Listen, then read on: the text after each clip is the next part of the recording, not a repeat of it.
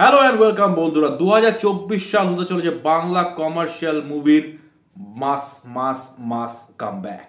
কেন বলছি এই কথাটা? কারণ যে সমস্ত হিরোরা মাস কমার্শিয়াল মুভি করছিলেন না বা অলমোস্ট অন্য ধরনের ছবিতে চলে গেছিলেন, তারাও সবাই কামব্যাক করছেন। প্লাস যে মাস ঘরানাকে ধরে রেখেছিলেন সুপারস্টার জি, তিনিও কিন্তু মাস কমার্শিয়াল নিয়ে আসছেনই।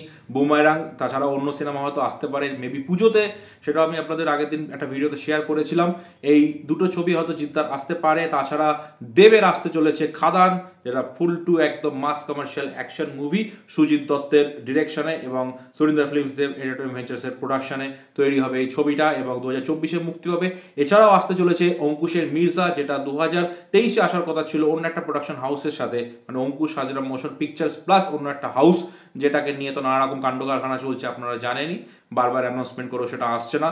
তো এই ছবিটা আসবে মির্জা, যেটাও বিগ বাজেট ছবি এবং অঙ্কুশের একটা হাই এক্সপেকটেশন রয়েছে এই ছবিটার থেকে এবং দর্শকদেরও মধ্যে একটা হাইপ রয়েছে এবং অঙ্কুশ হাইপ ক্রিয়েট করার জন্য যা যা দরকার, যতটা দরকার ঠিক করে যাচ্ছে। এবং আরেকটা ছবি আসতে রয়েছে মেন্টাল, ইয়াসের মেন্টাল। ইয়াস দাশগুপ্তা কামব্যাক করছেন এবং মাস কমার্শিয়াল ছবি নিজের প্রোডাকশন হাউস থেকে নিজের পয়সা খরচা করে।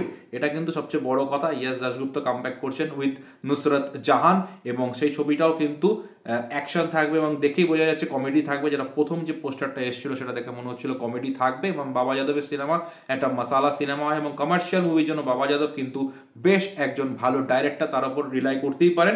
আলটিমেটলি গল্প কথা বলবে, গল্প ভালো হলে, ডিরেকশন ভালো যদি হয় তাহলে তাই জমেই যাবে খেল একদম, এটুকু বলা যেতে পারে। একটা ছবি আসতে চলেছে, সেটার নাম হচ্ছে পারিয়া, যেটা অভিনয় করছেন বিক্রম চট্টোপাধ্যায় এবং এই ছবিটাও 2024-এ আসবে। এটা একদম মাস অ্যাকশন ছবি হতে চলেছে। সুতরাং 2024-এ কিন্তু ভরপুর কমার্শিয়াল ছবি আসতে চলেছে। ভরপুর বলতে এত বছর যে ফাঁকা গেছে, অ্যাটলিস্ট এবছর আপনি অন্তত আঙুলের কড়ি গুনে বলতে পারবেন কিছু ছবি আসছে এবং প্রত্যেকটাই মোটামুটি ভালো প্রজেক্ট, একদম খাজা প্রজেক্ট কোনোটাই নয়। আশা করা যাচ্ছে এবছর কিন্তু মাস সিনেমার কামব্যাক হবে।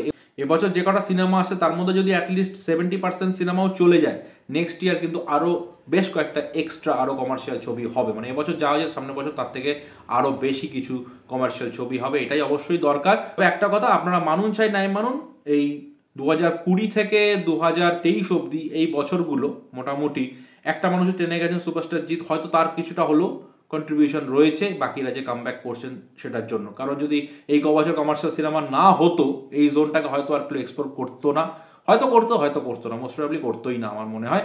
তবে এই বছরটা কিন্তু মানে 2024টা কিন্তু মাস কমার্শিয়ালের জন্য একটা দারুণ বছর, ইন্ডাস্ট্রির জন্য একটা বড় পরীক্ষা। সেরকম বড় কোনো হিন্দি রিলিজ নেই, সেই হিসাবে কিন্তু এই বছরে কিন্তু এই ছবিগুলো যদি মানে সাকসেসফুল হয় তাহলে কিন্তু নেক্সট ইয়ারে এবং পরবর্তী সমস্ত বছরে কিন্তু আরো বড় বড় ভালো ভালো ছবি হবে। সো আপনাদের কি মতামত? অনেকেই মাস কমার্শিয়ালের ফ্যান, তারা এই জিনিসটা কিভাবে দেখছেন সেটা অবশ্যই কমেন্টের মাধ্যমে জানাবেন। এই সিনেমাগুলোর মধ্যে কোন সিনেমাটা কিনা আপনারা বেশি এক্সাইটেড সেটাও জানাতে ভুলবেন না। ভিডিওটি ভালো লাগলে চ্যানেলটি সাবস্ক্রাইব করে পাশে থাকবেন। আমার ফেসবুক পেজ জিস ক্রিয়েশনস ফলো করতে পারেন, লিংক পেয়ে যাবেন ডিসক্রিপশনে। ধন্যবাদ।